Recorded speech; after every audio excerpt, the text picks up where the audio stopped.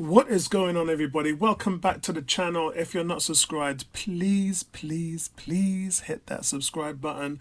Can't believe the channel's doing this well at the moment, guys. I've only had the channel going for less than a year now, and I want to thank everybody who has subscribed to the channel. Nearing that 1,000 subscribers, so I really want to say thank you, and I do appreciate you guys' support. I really do. The theme for this episode is death and resurrection. We believed Courtney died, much like Cindy did, but she awakens in the Shadowlands where Courtney is tainted by illusions of the Zareks and the Bowens in a black and white version of Blue Valley. As she is attacked by Cindy, and the two realise that they are both real and escape from an illusion of the Dragon King.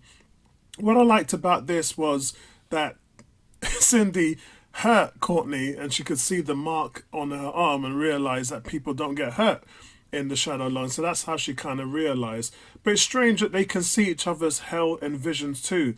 I thought that it only affected the person who was having the nightmare visions, but Cindy blames Courtney for being trapped in the Shadowlands and not saving her. Funny how Cindy didn't even realise that Courtney even tried this, and this goes back to their first frenemies relationship in season 1, where Courtney made an effort but Cindy was taking the mick out of it all, to be honest. So nothing much has changed then. Cindy remains privileged. In fact, she was handling her visions pretty well until her real biological mother turned up. Now, this to me looked more like purgatory, and we've seen this so many times before in other shows, like Supernatural did this with the Winchesters. In fact, earlier this month we saw this a couple of weeks ago in the Titan series, rescuing Tim Drake and Donna Troy from death. And now we see this in the Stargirl series where Courtney, Cindy and Charles Mid-Nite journey back from the Shadowlands. Now Courtney pursues her but gets lost and is rescued by Mid-Nite, and he informs Beth of their survival. So Jenny, I'm going to stick to calling her Jade because Jade is a superpower Green Lantern name. So Jade uses her ring to track down the Shade who can bring them back. I'm glad they're showing so many different sides and levels to Jade's Green Lantern power ring, because many people think, it's common in TV, cartoon and movies that the lanterns can just make constructs. It's all based around their emotions. And we're seeing much more than that. Of course, Jeff Johns is the main player around the Blackest Night comic story and some of the best Green Lantern stories ever told in the comics. So it stands to reason why this series shows how they can use this ability more by focusing on the ring. And remember that Jade is being mentored by Pat in how to use it too. So guys, in the comics, Alan Scott's ring was originally powered by Green Flame, a magically empowered flame that contained within a metallic orb that fell from space. So this is kind of paying off what we see with Jade producing fire on those TV reports, because the orb was found by a lamp maker named Chang, and he's the one who fashioned it into a lantern and a ring. So that's how that kind of came about. That was the origin behind that. But I do want to make something clear among the DC fanbase. There's no upper limit to these rings' capabilities. None. Because of this, it's often referred to as the most powerful weapon in the DC universe. The size, complexity, and the strength of these constructs is limited only by the ring bearer's willpower. So whatever the wearer imagines, the ring will create. So in the comics, Green Lantern users are able to track people and also another ring user using the energy trail it leaves behind, which is why we see Jade using it to track down the Shade. There's something Pat already knew about, to be honest. So this was great to see the original Dr. Mid-Nite, aka Charles Mid-Nite, who brings Courtney to the JSA base where Stripesy keeps his car. Now, Charles hints at his own hell loop, hearing his daughter's voice, and explains that he always felt hope was lost until Beth Chapel rebooted his goggles and started making these glitchy contacts with him. So you can see why Charles and Beth don't really want to remove their goggles. Also, it's not been explained why they're two pairs. I think we can all take from this that Beth's was a prototype, the original one, and Charles managed to make a version 2.0 of the goggles, which he's currently using now. So in the real world, Pat and Barbara are devastated over losing Courtney. And when Beth shows up to report that Charles made contact with her and suggests that the Shade might be able to help, that's when we see Jade find him.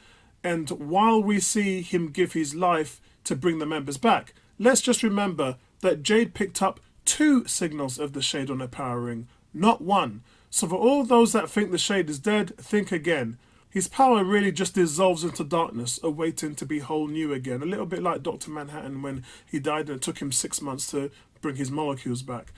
Unless, guys, unless, dun dun dun dun dun, the second detection was Todd.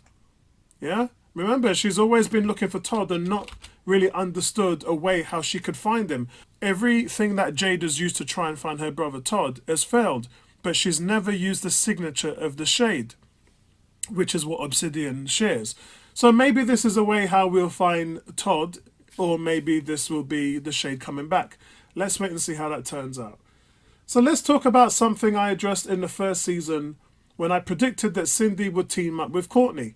I knew it would happen. Many of the best stories are told when the villain teams up with the hero. It's been a tried and tested formula since Dragon Ball Z. Remember, Piccolo and Vegeta were both villains too. In comics, Wonder Man, Venom, Scarlet Witch, Quicksilver, Rogue and have always started out as villains.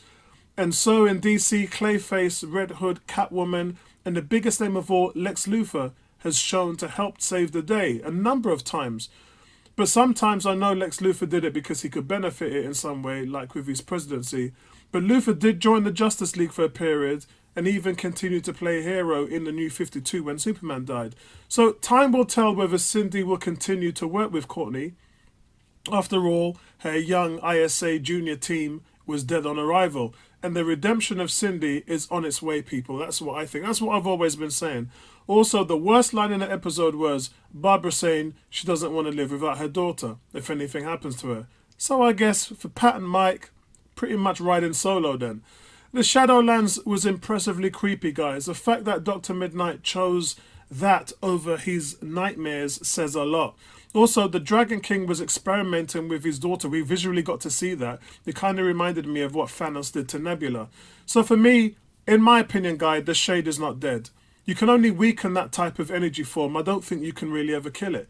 And I loved when we saw that metaphor of in the cinemas with the picture of Dorian Gray.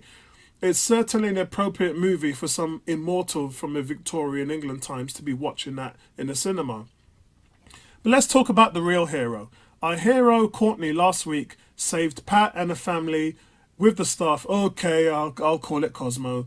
And this week, we see Courtney also rescue Cindy and Dr. Mid-Nite, but she did it without Cosmo. That's a true hero, guys. So, look, I'm officially joining the Shade fan club, and I hope he's not gone for good. And remember, what we have here is Jenny fixed the diamond last week. So Eclipso can go back into his diamond, and this will help also heal the Shade even more. Also, one last thing. When Mike was out looking for Thunderbolt last week, how did he end up at home with Barbara? When he has, he had the big clue with the whole big candy house right in front of him. I mean, you couldn't really miss a trail like that, could you?